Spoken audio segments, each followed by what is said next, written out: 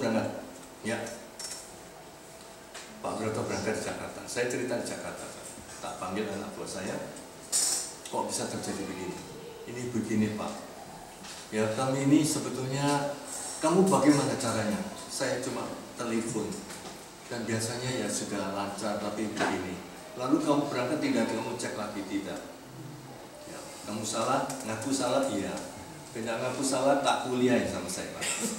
Pak Broto ini suka mulia orang 3 jam dan berhenti-berhenti. Ya, oke, selesai. Saya ajak mereka berdoa. Berdoa. Ya, saya jam 2 di sana. Enggak, hari itu juga. Hari itu jam 2 saya, ya, orang saya ada 1 ada di Timika. Jam 4 saya dapat telepon dari orang kami. Karena apa? Sudah 2 minggu tidak bisa. Karena tidak ada kapal di Timika itu berangkat ke ujung pandang. Tidak ada kapal yang berangkat ke ujung pandang. Kalau ada kan tidak ada masalah tuh saudara. Iya tak? Tidak ada.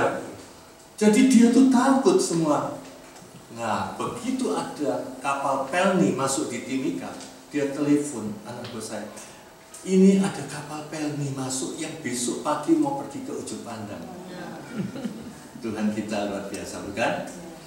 Wah, itu saya senang. Terima kasih Tuhan. Engkau memang luar biasa Tuhan. Membuat orang terkejut, terkesima, yaitu Engkau itu Tuhan. Saya bilang begitu ya, saya dalam doa. Sebentar lagi saya bilang orang ini, coba tolong bicara dengan Pelni dimasukkan dari kapal ini dipindah. Ternyata dalam jawabannya jam 5, nggak bisa Pak. Nggak bisa. Ya, barangnya terlalu banyak, besar, itu keringnya nggak muat, nggak bisa Pak Broto. Jam 5, jam 6 saya tak ngomong ya, boleh. Anak Tuhan ngomong, halo Pak, saya mau minta tolong Pak, ini saya ini punya duit, nggak bisa Pak. Wis lah tolong Pak, gini Pak, gini, piro aja Bapak buka harganya, saya nggak nawar Pak, tak bayar. Berapa saja Bapak buka, saya tidak pernah nawar Pak nanti ya. Apa yang terjadi? Diangkat dengan manusia, dibawa ke tempat itu. Jam 10 malam dapat telepon, Pak sudah beres Pak. Iya wis buka harga kilo. Saya nggak nawar. Banyak orang bisnis kan licik saudara. Kalau sudah beres kan ditawar-tawar, betul nggak? Ya, saya nggak nawar, tak bayar saudara. Beres saudara. 1 Yohanes 2 ayat 9. Semua dasar ada firman Tuhannya saudara, sehingga Anda punya iman luar biasa untuk menghadapi ini. 1 Yohanes 2 ayat 9. 1 Korintus 2 sorry. 1 Korintus 2 ayat 9. 1 Korintus 2 ayat 9. Oke. Semua dibaca. 1, 2, 3. Apa yang sesudah tertulis, apa yang tidak pernah dilihat oleh mata, tidak pernah dan tidak pernah meninggalkan manusia. Semua yang dilakukan Allah bagi mereka yang masih Dia. Saya tidak pernah mikir ada kapal Pelni datang. Saya tidak pernah mikir dia bisa diangkut. Betul nggak saudara? Tidak pernah mikir, tidak pernah dengar, tidak pernah apa-apa. Tapi kalau Anda mencintai Tuhan, ini jalan dikasih jalan semua oleh Tuhan. Amin. Amin. Bisa mengerti saudara? Anda punya masalah apa? Ya, nggak bisa mikir. Kemarin saya ungkapkan ada di SRGB saudara. Di Surabaya ada Citraland. Anak SMU, papa mamanya datang di tempat saya. Rumah orang kaya. Tiap hari pakai helm. Papa mama itu tiap hari pakai helm. Loh, Anda biasa ya di sini. Di rumah pakai helm biasa. Kenapa? Kenapa di rumah dipukuli sama anaknya? Iya, mamanya bilang, Pak Broto, saya datang sini saya dipukul Pak Broto kepalanya. Di sekolah guru dipukul, satpam dipukul, semua dipukul. Jadi dikeluarkan sekolah itu sekeliling saudara, keliling. Secara logical thinking, nggak pernah dipikirkan kan bisa atau tidak anak ini. Papanya bilang begini sama mamanya, kayak apa ya dulu anak saya ini. Coba seorang bapak, iya suruh. Bapak itu bilang gimana ya caranya bunuh.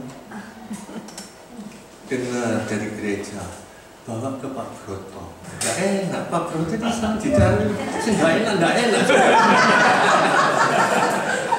Bingung saya ini. Datang di saya, saudara, duduk di tengah, anak itu besar, papa di sini, mama di sini, saya di depan. Yang mereka takut saya dipukul. Pakai helm dong, Pak. Oh ya itu, saya di rumah nggak punya helm. Maunya nggak pakai helm. Sudah, saudara, papanya mulai bilang sama istrinya, kamu aja yang cerita nih. Istrinya bilang, kamu aja. Kamu yang cerita. Kamu. Aduh, waktu saya ini terbatas. Loh, gini aja, bapak sama ibu duduk di ruang tamu saya. Biar saya sendiri sama dia tutup. Saudara, kita punya iman. Iman itu akan mengalahkan dunia. Kalau kita tidak pernah percaya bahwa Yesus ada di tempat ini, dia punya power, kita akan terus takut, terus akan khawatir. Ya, anak itu saya ajak bicara. Saya tanya, kenapa sih kok kamu itu begini? Ya, sambil always smiling. Kalau saya enggak smiling, bentak-bentak gini, dipukul. Iya, loh ini hamba Tuhan itu mesti pinter loh, saudara. Profesional. Ya, ketemu sama orang masih cemberut, saya always smiling, saya ketawa, saya dengan lemah lembut, enggak kasar. Karena apa? Yesus yang ngajarkan. Belajarlah daripadaku sebab aku ini lemah lembut dan rendah hati. Betul nggak, saudara? Saya jalankan perintah Tuhan. Kalau saya jalankan ada God power datang. Dan apa yang terjadi, saudara? Anak itu mengaku, iya om, panggil saya om. Saya nggak kena dibentak. Kalau saya dibentak langsung saya serang. Guru saya serang karena dia bentak saya. Nah ini saudara, oke lah. Lanjut saudara, apakah terus bisa? Bisa. Saya panggil papa mama, kita berdoa, ya. Papa mama saya bilang, kamu mau anakmu sembuh? Mau. Ayo berpuasa dan berdoa 2 bulan.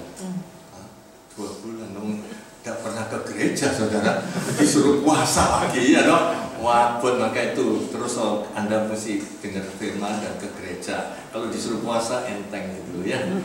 Ya, 1 minggu dia sudah jalan. 1 minggu saya ditelepon, Pak, anak saya sudah sembuh, sudah berubah. Tidak lakukan itu lagi dan dia mau sekolah dengan baik. Apa yang tidak pernah dipikir, tidak timbul dalam hati Anda, di dalam telinga Anda, disediakan oleh Allah bagi yang mengasihi dia. Yang menjadi pertanyaan, Anda mau mengasihi dia enggak? Ya.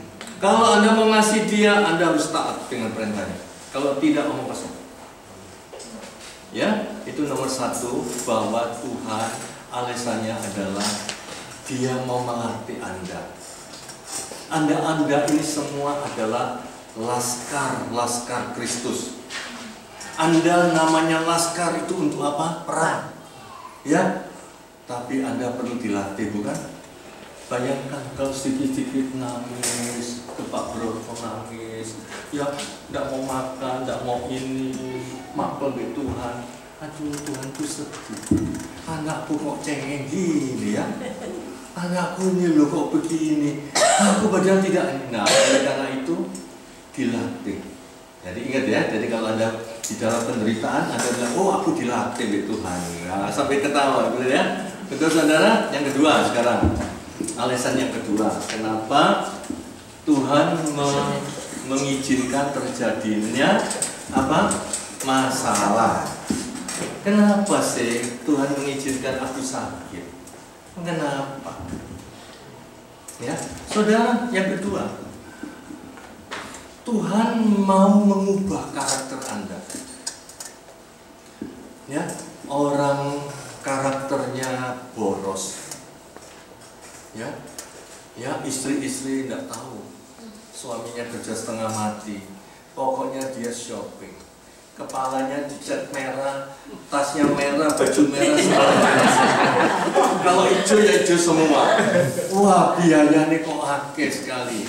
Ya, tahu-tahu suaminya di PHK, saudara. Aduh, nggak ngerasa setengah matinya. Kok masalah Tuhan, padahal aku ya sudah ikut uji, ikut ini Pak Tuhan, ikut sel dan macam-macam. Tapi kok ekonomiku susah Tuhan. Tuhan mau ajarkan Anda karakternya diubah. Yang tadinya karakternya suka marah, ya toh? Tahu-tahu sekarang kena stroke, saudara. Salahnya sendiri, ya toh? Supaya belajar sabar, ya toh? Belajar sabar. Kalau tidak mau belajar sabar, saudara, hancur. Karakter kita diubah. Ya, tadinya tidak jujur, tahu-tahu di PHK, dikeluarkan. Ya, dia cari kerja susah. Jadi yang kedua, sungguh-sungguh Tuhan mau ajarkan Anda itu, ya, karakternya diubah. Ya, karakternya mau diubah. Jelas, saudara? Itu setan sih nggak seneng. Terus diganggu.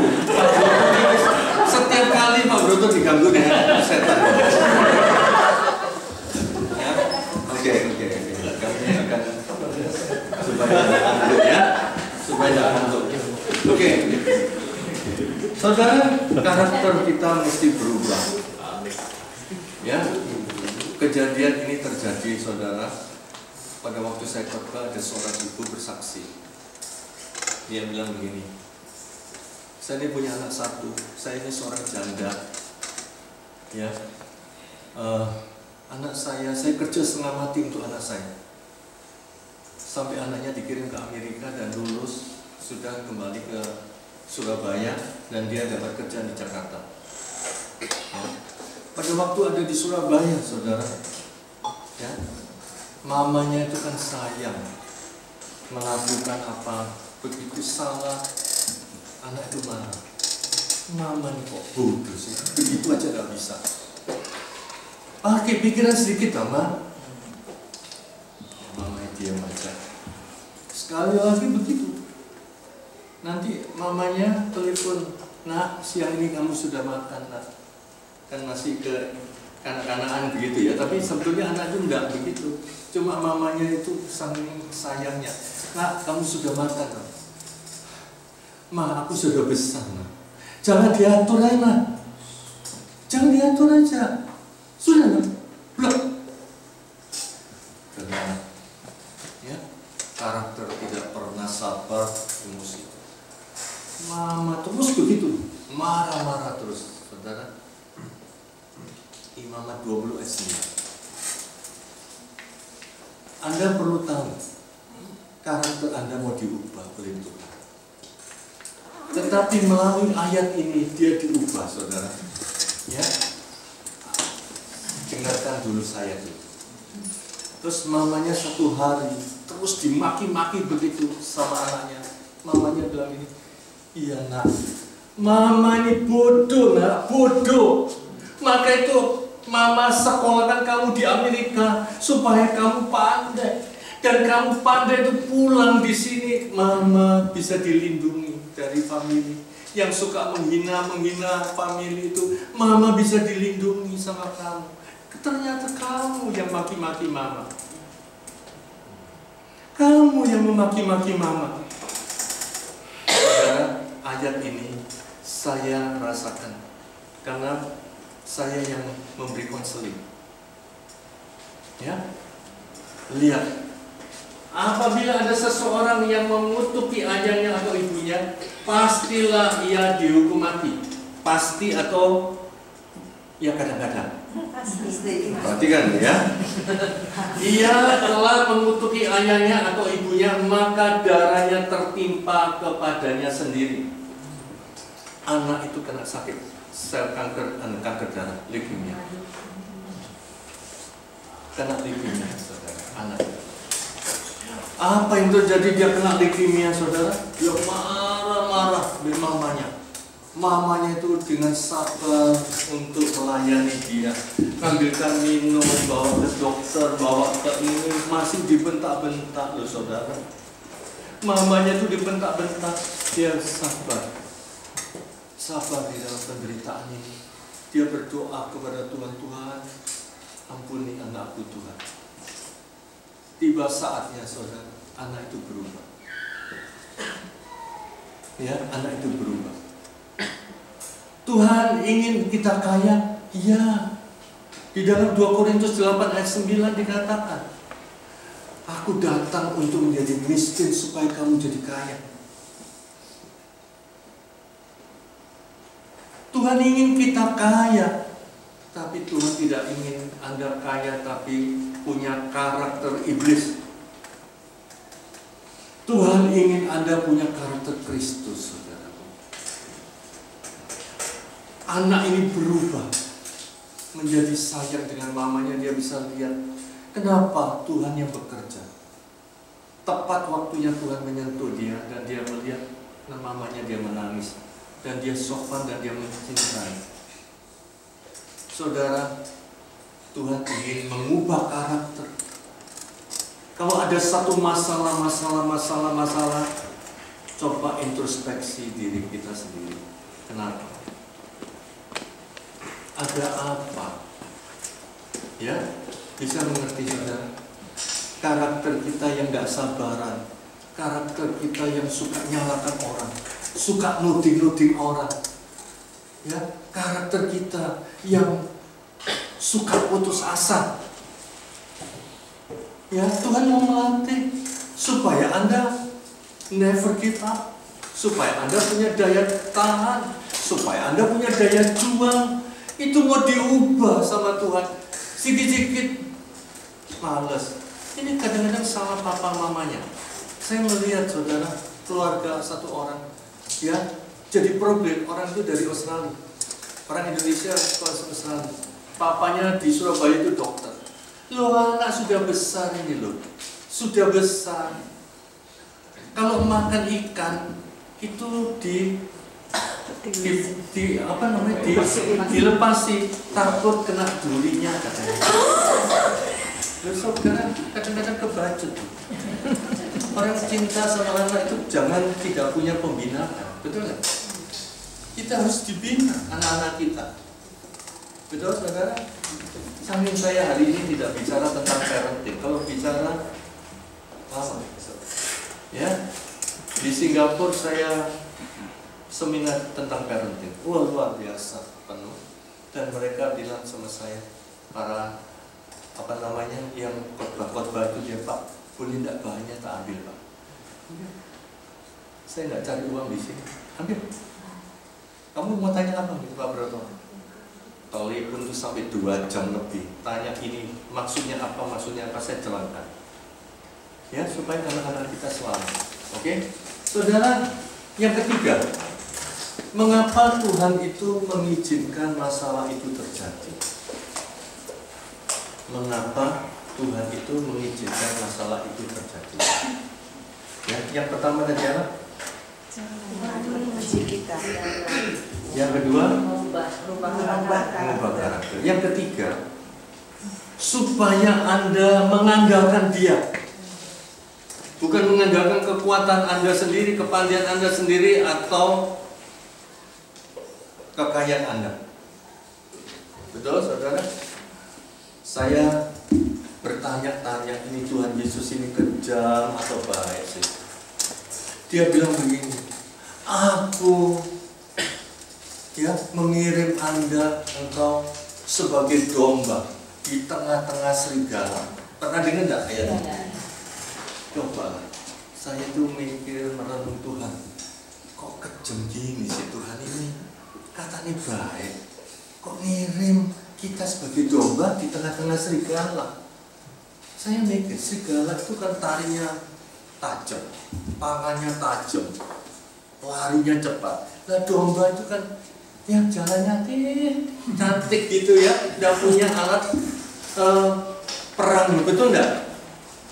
Bayangkan kalau ditaruh di sini, di sekelilingi serigala, mati enggak? Mati enggak?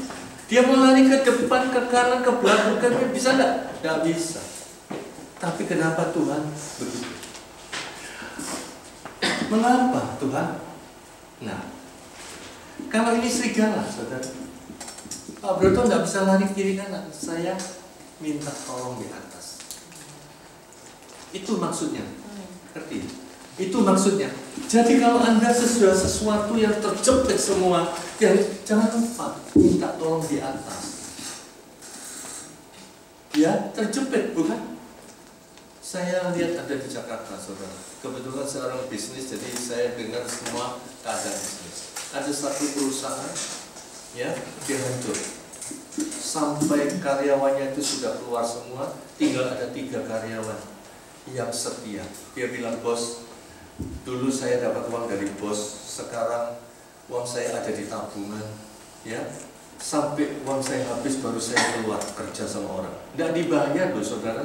Sudah tidak dibayar, dia tetap mau kerja. Setia sampai akhir nanti malam, nanti sebentar lagi, ya.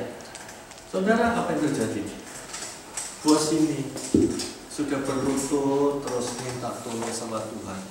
Dia malu karena dia itu dulu sering mau memberikan seminar-seminar ada di hotel-hotel tentang orang bisnis. Dia pinter, dia punya analisa pinter, tapi ternyata perusahaannya dia jatuh kena ekonomi yang tidak baik ini. Ya, dia berlutut, dia bilang sama kita, Pak, hidup saya ini seperti apa? Ini plafon ini turun, ini namanya lantai ini naik, ini namanya tembok-tembok ini terus menjepit saya, sebentar lagi saya mati, Pak. Dia berlutut terus kepada Tuhan, dia serahkan kepada Tuhan. Apa yang terjadi? 3 anak ini tahu-tahu di kantornya itu yang jaga tidak dibayar itu, tahu-tahu ada fax dari Korea. Fax ini nyasar, saudara. Bukan untuk perusahaannya dia, perusahaannya orang lain. Minta barang macam-macam, saudara. Begitu. Wah, dia datang pergi bos, ini ada orang minta barang, bos, kita kerjakan. Kamu tuh gila, saya nggak punya uang. Sudah kamu pergi aja, 3 hari pergi. Saya jadi pusing kamu. Saya nggak bayar kamu mau terus. Sudah. Kamu punya uang, dan ini bukan bidang saya. Tapi anak 3 ini mulai coba cari harga. Telepon sana, telepon sini, di fax kembali. Ternyata dari Korea setuju harganya. Ya, dikirim uang lebih dahulu di bank. Bang, telepon, ini loh uang sudah datang. Nggak pernah mau datang bosnya. Anaknya pernah bertanya, bos, ini dipanggil bang bos. Bosnya bilang ini nggak butuh duit, tak bos udah. Bos, ayo lah, ini anak perempuan pintar ngerayu semua. Bos-bos itu jatuh karena perempuan. Jatuh, saudara, kembali gigi sana.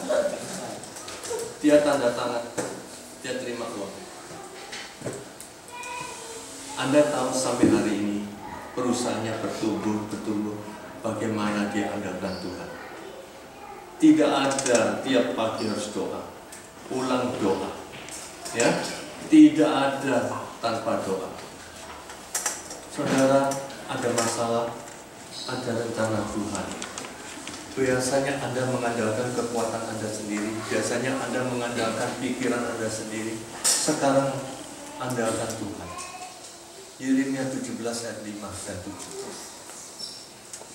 Andalkan Tuhan. Orang kalau tidak andalkan Tuhan itu, Tuhan katakan terkutuk. Perhatikan, terkutuk itu, tidak enak, saudara. Kenapa Tuhan tidak bilang jangan? Beginilah firman Tuhan, terkutuklah orang yang mengandalkan manusia, yang mengandalkan kekuatannya sendiri, dan yang hatinya menjauh daripada Tuhan. Terkutuk itu tidak enak, saudara. Kenapa Tuhan tidak bilang jangan kamu andalkan kekuatanmu? Jangan kamu andalkan kekuatanmu. Kenapa Tuhan mengarah terkutuk? Anda belum sadar saat ini bahwa Anda semua itu kekuatannya terbatas, saudaraku. Ya, Tuhan itu baik, Dia mau menyelamatkan. Ya, oleh karena itu ayat 7. Diberkatilah orang yang mengandalkan Tuhan, yang menaruh harapannya pada Tuhan. Anda bisa mengerti sekarang? Bukan berarti mengandalkan Tuhan itu terus kita tidak kerja, saudara. Itu namanya percaya bongkoan, dan itu artinya Anda itu malas. Ya, bukan itu. Ya, Anda itu malas. Enggak. Anak-anak Tuhan itu rajin kerja. Ya, tapi saya andalkan Tuhan di dalam hidup saya. Yang saya dahulukan kerajaan Allah. Nanti lihat, sering Pak Broto ini dia buka pabrik. Buka pabrik, Pak Broto disuruh doa. Biasanya suruh doa sama suruh ngusir setan biasanya. Iya, repot saudara. Setan itu bukan takut sama saya, takut dengan Tuhan Yesus yang ada dalam hidup saya ini. Ya, saya sudah didoakan, terus bangkrut saudara. Pak Broto kan sudah didoakan, kurang manjur doanya Pak Broto. Tak panggil saya, kamu diri pabrik ini, kamu sudah tanya Tuhan dulu belum? Belum Pak Broto, tapi kan sudah selesai didoakan. Padahal di dalam Matius 6 ayat 33, dahulukan kerajaan Allah dan kebenarannya, maka semuanya akan ditambahkan. Betul? Kalau nggak dahulukan, dia pikir wah ini bisnis ini bagus, ini air mineral ini bagus. Wah, lebih harganya sama-sama dengan bensin. Wah, sumber yang enak saudara. Ya, dia beli lokasi, airnya disedot, dilihat kualitasnya bagus, bisa dibuat minum. Dirikan gedung besar-besar, gudang, kantor gede-gede saudara. Dalam waktu 1 tahun nggak ada air. Karena nggak mengerti. Anak Tuhan itu nggak tanya, itu betul airnya bagus tuh diminum, tapi deposit airnya tuh nggak ada, cuma sedikit. Bisa ngerti? Gedung sudah berdiri di sana, itu sama siapa sih? Maka itu anak Tuhan yang mau di dalam bisnis atau apa harus belajar. Ya, mau bisnis, buka toko, buka apa, tanya Tuhan, karena Dia yang Maha Tahu. Amin. Yang ketiga, ya. Ketiga atau keempat? Sekarang keempat. Yang keempat itu cepat selesai ya. Saudara, Yohanes 15 ayat 1-2.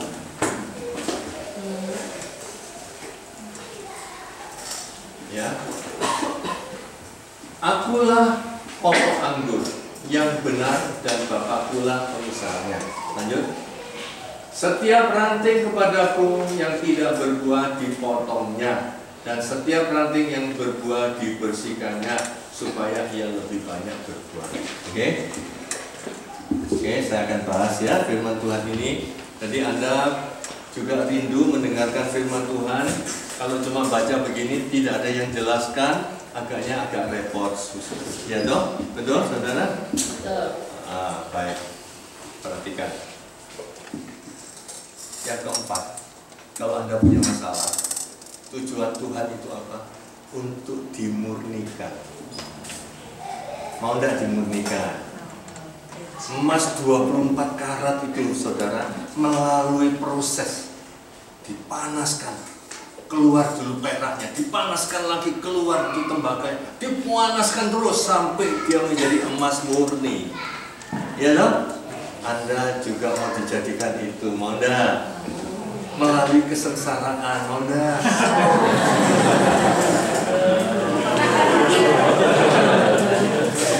Yang maunya yang enak toh, maunya yang enak-enak saja. Tuhan, pokoknya aku tidak mau begitu Tuhan, tapi berkat nonton.